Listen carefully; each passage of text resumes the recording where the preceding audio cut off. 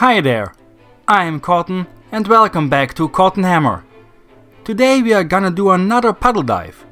This time the subject is the Marauders, a successor chapter from the White Scars. A secretive chapter that seems to have learned more from the Raven Guard than from their own seed daddies.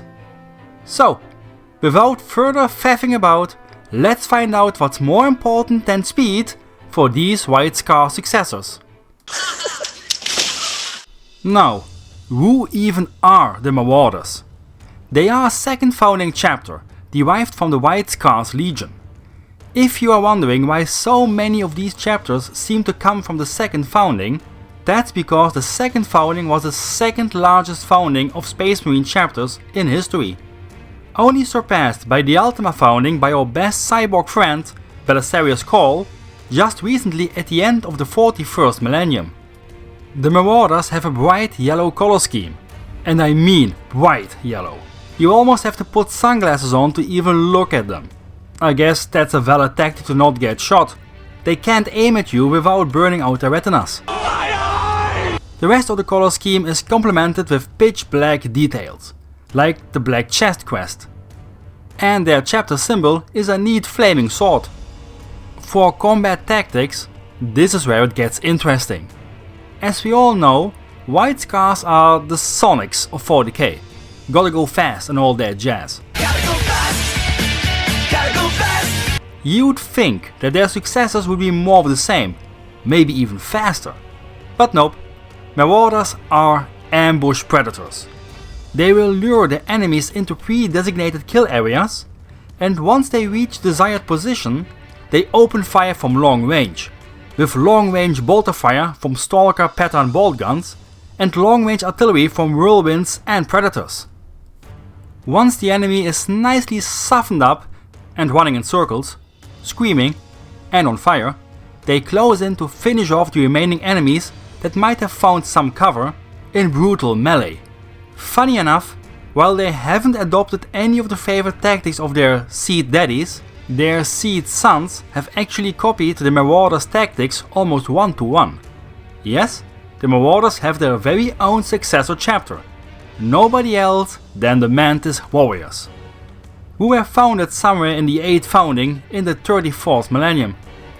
The only thing more famous about the Marauders than their marksmanship is their closed-off nature.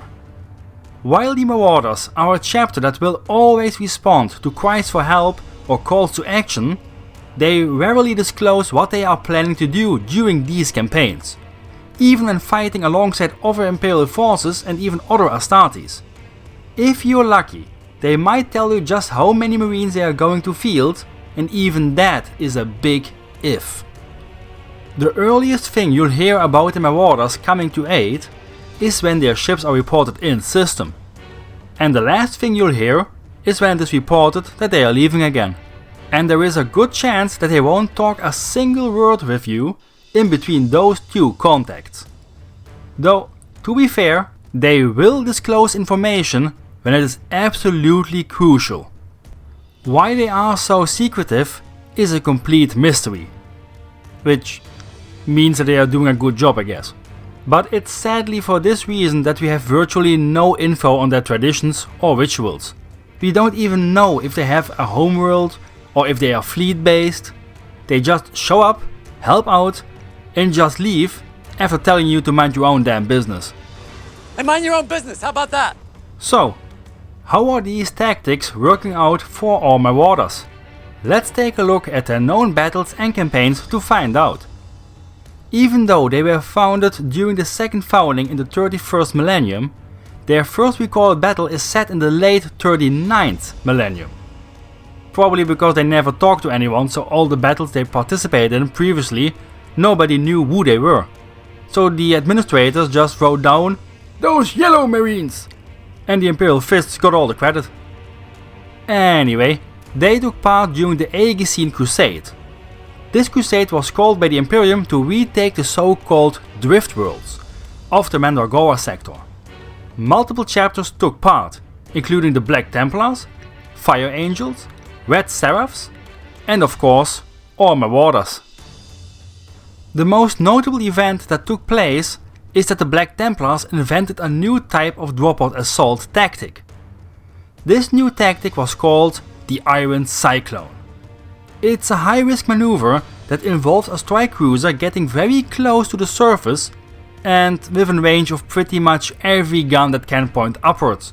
When it gets into position directly above the target, it would launch a brief orbital bombardment, followed by multiple Death Strike dropods. Those are the dropods filled with just missiles. After those cleared an area, the cruiser would immediately launch several dropods that contained just dreadnoughts. And those would be supported by teleporting in Terminators as backup. The idea is just to throw all your heavy shit into the enemy's face till it breaks. While it's not really the most complex strategy, many chapters, including the Marauders, copied it into the combat doctrine just for its effectiveness alone. Up next, we got the relief of Ferrix's Hive during year 7-1 of Millennia 41. This is a fun one cause Ferrix's Hive on the planet Thracian Primaris fell when its leadership got literally eaten by a cannibal cult that sprung forth from the Underhives. Literally driven mad by hunger, they charged through the hive like a horde of weird tyranids and devoured everything. And humans just happened to be the most numerous edible thing in a hive. They're eating her! And then they're going to eat me! Oh my god! The Marauders showed up after picking up the cries for help. What? What the fuck? Leading a host of reinforcements cobbled together from other chapters. They laid siege to Hive Ferrix, but as soon as they came near, the completely insane cannibal population surged forward from the hive as a chomping and biting tsunami towards their newest prey. Yeah, unarmed and starved humans don't do so hot against waves of bolt shells. So that was that. The next recorded battle is quite a long war, spanning, technically, over 300 years, from year 914 Millennia 40 till year 224 Millennia 41, the Baron War. This was a threesome between the Imperium, the Eldar and the Orcs. While the war is a bit too complex to fully cover it in this video, especially cause the Marauders barely get mentioned, all you need to know is that the Orcs were rampaging across the Cypher subsector for most of those 300 years, till the Imperium decided to finally do something about it, and launched a counter-offensive, which included the Marauders. The counter-offensive was successful, but also conquered some former Eldari Exodite worlds. Then the Eldar showed up, because you know how they get when you touch their stuff. Here's the rule. Don't touch my stuff. No. But by then the Marauders were no longer involved and were already redeployed. So, meh. After that we got the Dieta Purge in year 858 of Millennia 41. Not much to see here. The White Scars and the Marauders joined forces to go unalive a bunch of undisclosed Chaos Space Marines. That's pretty much all we know. So yeah. And lastly, we got the Orphan War. No wait, the Orphean War. Though, technically every war fought by Space Marines is an Orphan War, if you think about it. Okay, sorry, back on topic. The Orphean War was fought during the final days of the 41st millennium in year 992. The Necrons had gotten uppity again and had started to claim their stuff in the Orpheus sector. But because the Imperium said it was actually their stuff, some hands had to be thrown. Here's the rule. Don't touch my stuff. No. The Marauders sent a full battle company to support Battle Group Salvation, which also included the full Minotaurus chapter. During the Battle of Amara, they managed to actually stop the Necron advance. But the entire campaign as a whole was a lost cause. Casualties were so immense that the High Lords of Terror declared the sector lost, in a final "I didn't want it anyway" move. That's all the battles we have for now. But we know for a fact that the Marauders have received Primaris reinforcements. How Bobby G actually found the Yellow Bastards to give them the reinforcements, is a mystery. So I imagine they just showed up on Terra one day and told the Primaris to get in the trunk. Be quiet. Anyway, this means we might see a lot more of the Marauders in the future. Not that you can see past them with that bright yellow. It is even funnier the second time. So, do we have some known Marauders? We actually have two. First, we got Brother Kes Kol, a new Primaris Marine that joined the second company. I don't know why they specifically mention him. Probably the first one they shoved in the trunk or something. And we also have Dreadnought Vaz of the 9th Company. Vaz used to be a veteran sergeant before he got and put in a dreadnought. His nickname is Old Painless, which they did stencil onto his dreadnought. They also put an M on one of his legs that not even the Marauders know what it stands for.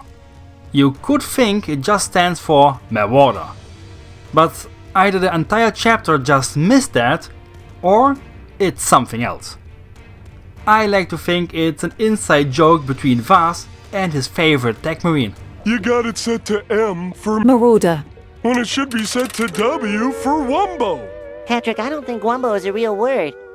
So, that's it for our new yellow friends, the Marauders.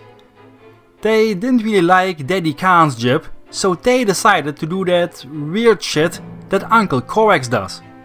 And apparently, it worked out really well for them. If you liked the video, or if you learned something new, then please give the video a like. It helps out the channel a ton, because I need to make offerings to the algorithm god. And if you want to see more of these puddle dives, then consider subscribing. It's completely free, if you ignore that little bit of sanity you gotta pay every time you watch one of my videos. Anyway, thanks for watching and see y'all next time. Cheers!